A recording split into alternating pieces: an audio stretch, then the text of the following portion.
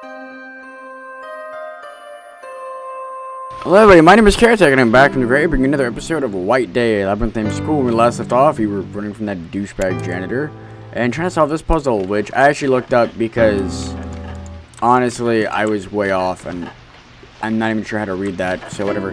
It's kind of creepy how it works, but before I do this puzzle, why we have a safe moment, because apparently he doesn't like music, good, douchebag janitor, we're going to look up some stuff that I've picked up. So let's look up, wow, I don't know which ones we're on. Alright, find my body. That summer's day, it was so hot we could hardly breathe. Cicadas outside sung loudly. Sung loudly. The bridge connecting the new building and the main building was supposed to be finished over the summer holidays, but the workers building the bridge were lazy. Still, they were being paid a large fee, so they had to keep working through school hours. Because it was so hot that day, the chief builder let the workers have a nap after lunch. While they were all asleep under a shade, some of the scaffolding collapsed. The workers, still enjoying their nap, pretended not to take notice. The chief yelled furious at them, but they kept on snoring. The chief, still yelling and complaining about his lazy co-workers, walked over to the fallen scaffolding to put them back up himself. All of a sudden, his rant was cut short, and it was silent. The workers became surprised and more than a little scared. The chief and the rest of the workers gathered around the decapitated lunch lady who had been struck by the fallen scaffolding. Both her jugular veins were cut, and blood was spreading across the ground. The stream of blood from the veins poured out for minutes. With that, the workers started working a lot harder. They were finally switched on and concentrating. Everything was perfect except for one thing. The lunch lady's head was missing. Of course, the chief and his men didn't want to get in any trouble, so they all agreed to throw the headless body into the cement that would become the walls of the bridge. No one found out about what they did. The construction of the bridge was continuously delayed because many of the workers kept getting inexplicably injured. The last worker was killed in a faulty pulley accident on the 4th floor. His body was practically minced, but his head was unharmed. In the end, the chief killed himself out of guilt for what he and the workers did. When the construction was completed, the woman's head was found in a flower patch at the start of a new term. Ooh, it's spooky. The strange tree. Heejin agreed to. She was suspended from school for fighting. She felt guilty about what she did and often ran from home. In grade 3, during the spring semester, she returned. She was very cautious now, but generally seemed quite normal. The only odd thing about her was the way she always carried a flower pot around. She always took special care of it and shouted at people who got too close to it. One day, someone accidentally dropped the chemical into the flower pot during an experiment in class. Her flower withered and she went hysterical.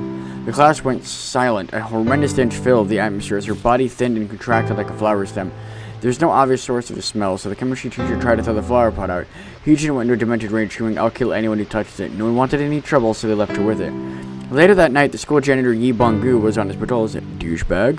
While passing the science rooms, something caught his eye. At the end of the hallway, there stood a figure of a girl with her back to him. He carefully walked over to her and called several times. She began to turn, the moonlight shining from behind her, and gazed at him with bloody clothes. He held a pot of blood in one hand and the dead dog in the other. He ran from her, realizing that he disposed of that dog during other patrols. A week later, Heejin was later found dead in the toilets. Ooh. The dormitory whispered, "Why High was a new girls' school tucked away at the bottom of a very remote mountain. There were very few houses built nearby, so not many people attended. Dormitory C's superintendent was known as the Tiger. She was well known for her refined bearing and for being ruthlessly strict, both traits she inherited from a rich, old-fashioned family. This attitude made her very unpopular with the girls of her dormitory, who were always complaining about her. Not long after the start of the school's second term, a second-year student fell from a window at the 3rd floor and broke her neck. Ow! She'd been playing truant after an exam, trying to avoid being caught by the superintendent. Soon after, there were rumors going around that the Tiger had driven her to suicide. Some rumors even claimed that she had killed the girl herself. The superintendent was very shocked and upset by the rumors and became much more subdued. The girls of her dormitory had their revenge and were very pleased. The following evening, while another girl was punished after working outside of curfew, the superintendent had her ponytail cut off. The girl was outraged at the loss of her beautiful blonde ponytail and stormed into the room. The following morning, she too was found dead. Years after the superintendent had died, people saw her appear in Dormitory C's corridors. The dormitory was subsequently closed, but they did not stop her from appearing, and she still haunts the place to this day. Nice. The Reversed Ghost. The main building's chemistry room is famous for ghost sightings. On rainy days, people go to visit 3rd and 4th floors of the main building's second area because of the incident that happened in the chemistry room long ago. During a science lesson, the room suddenly shook and the apparatus with acidic and toxic fumes cracked. Misook was looking down at the apparatus at the time and it shot all over her, severely burning half of her face. She was rushed to the medical room, but they couldn't help the damage. Misook was a very self-conscious girl, so it also affected her mentally. From then on, Misook's life was isolated from outside. She went through a phase of depression. One night, she was so intensely upset that she climbed under the roof of her parents' house with her out and jumped onto the concrete path below. It was never certain whether she wanted to fall directly onto her head or not. People still see Misook around the chemistry room in the second area of the main building, with her back to everyone. She hides her face so no one can see it. They say that if someone does see her face, no one will certainly die. Well, guess what's not gonna happen. You cross a bridge. One morning, a girl named Soon Young fainted while walking to the school. She was found fainted, obviously, on the floor of the bridge that connects the main building and the new building. This odd circumstance drew a lot of attention among the other pupils. And of course, this sort of brought back some of the rumors about that bridge. The stories go that odd footsteps can be heard from behind you and in front of you, but the sounds you don't seem to have a source. Some people also hear screaming and laughing, and some never reach the other side, walking endlessly through the bridge. Some describe it as feeling a bit like a cave because of its lack of windows and lacks lots of turnings, while others describe it like a labyrinth. I see what you did there, game. A diet of death. Ooh. Young Mi's personality and shape had always been influenced by the expectation of others. She'd always be heard saying she was in the middle of a diet, despite the fact that nobody ever saw her as obese or even overweight. It wasn't long before she began to doubt every compliment that other people gave her. And treated them. And so they were being. I really like this rain in the piano, and I just woke up. Sorry. They're being cruel and sarcastic. Getting desperate, she began to drastically change her image on a regular basis, even if it made her look worse. Young Mi later showed symptoms of xenophobia and was put in a mental hospital. I'm gonna look it up later. It didn't help, but she kept refusing to eat until she finally died from starvation. Since Young Mi's death, school life was carried on as nothing ever happened. Well, so we found out what the phone number was. It's kind of creepy because it is 3698. Oh, I'm sorry. I think I typed it in wrong. No, that's right. I think so. That's what the guide said. I only looked up what the code was, by the way. I didn't look past that. Yeah, that wasn't. That's actually my birthday. I did. Yeah, if it's creepy about it, the password is my number. Not my number, but my birthday. March 6th, 1989. Ooh. Really? That's what the guide said. It was 3698. Whatever. I was told to do this first, so.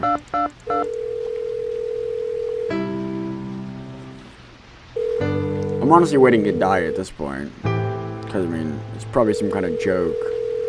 Or she screams at you or something. I don't know.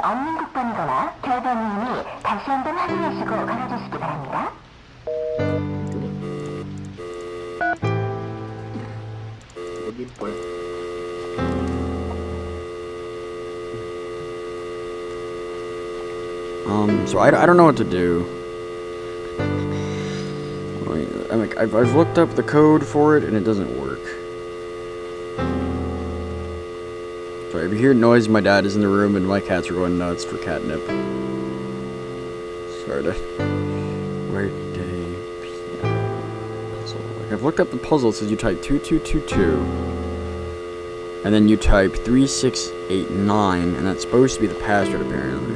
I'm gonna turn it off. Let's see. Okay, so third floor, red floor, Alright, so just go to the fourth floor hallway, continue to the third room, examine the small stool left to the piano, one of which you take. Look in the corner of the end, there's a telephone on the wall. Use the top right button to activate the speakerphone. Now try dialing 2222, then dial 3698. So we're gonna do 2222.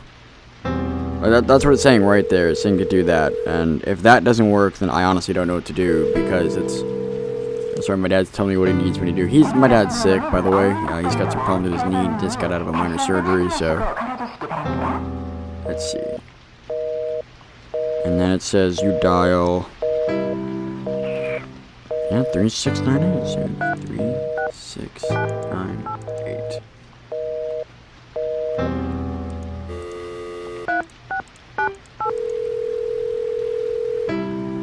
Huh.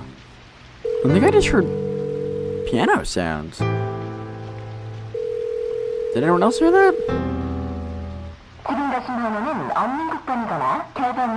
Huh.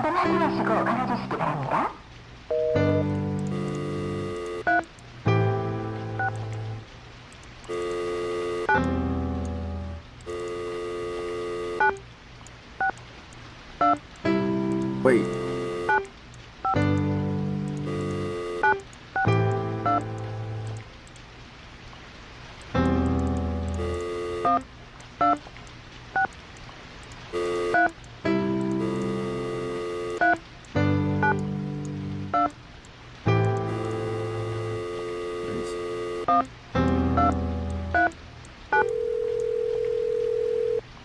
I can hear piano sounds.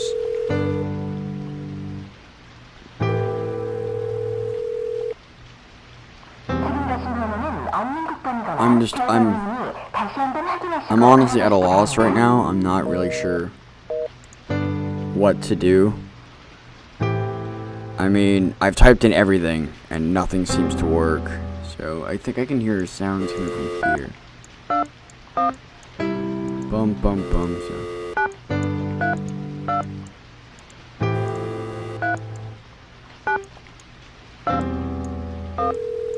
3921? Maybe? Oh, so the music scale starts on C. Okay.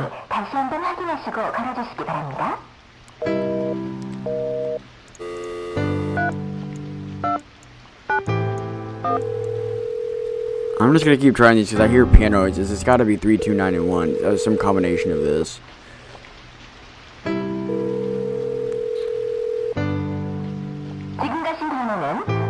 Holy shit, I got it! Holy shit, I got it!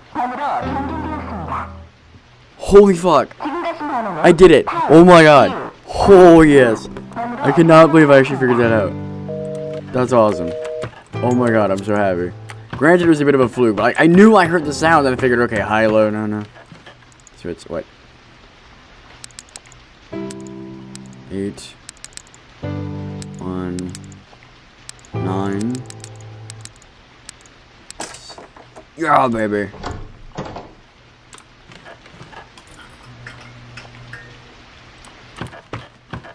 There's money here.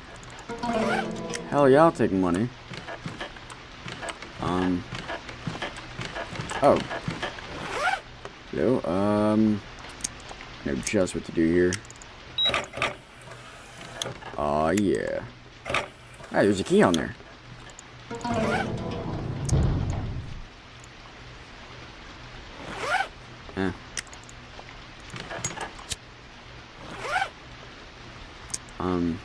Yes. Okay. That is the art room key. Okay. Where's the art room? 4th floor. Okay, so it looks like we're going to the 4th floor. Oh, fuck. What's that? Oh, Jesus. Oh, the poison breath ladies. In other games, I've seen them with actual white breath, so... Oh, hello, ladies. My name is Cerberus, and you might know me.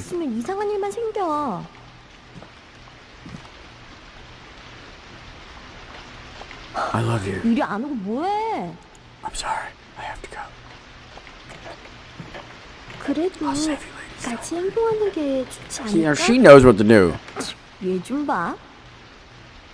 아무리 너네 반이지만 쟤 전학 온 지 얼마나 됐어? Hey, I'm the same I'm the same grade and age of you. 우리 역시 쟤에 대해서 잘 모르고 있잖아. Please take me with you. I'm not going to complain about following the ladies around the school. Although I have to go do more creepy stuff, so you actually might not want to follow me. 널 못 믿는 게 아니고 몰라서 그래. 그럼. No, it's fine. I think you're a total bitch too. That stair though. Okay, so we need to get to floor 4 and go to the art room. For now, I think we should actually save, especially before the janitor comes after me again. I'm pretty excited I figured that puzzle out. I am super excited about myself right now.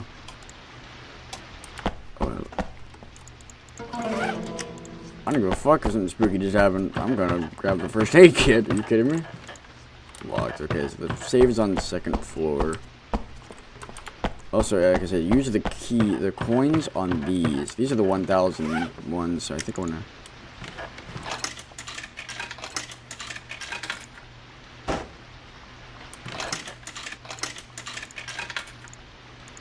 Oh, I'm gonna stock up on healing items. I'm pretty sure you don't need coins for anything else. I was told it's just healing items.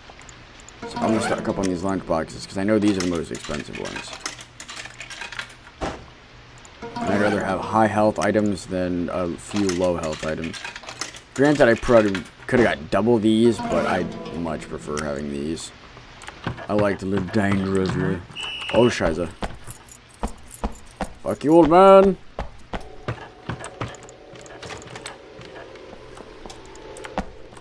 Oops. Oh, come on, really?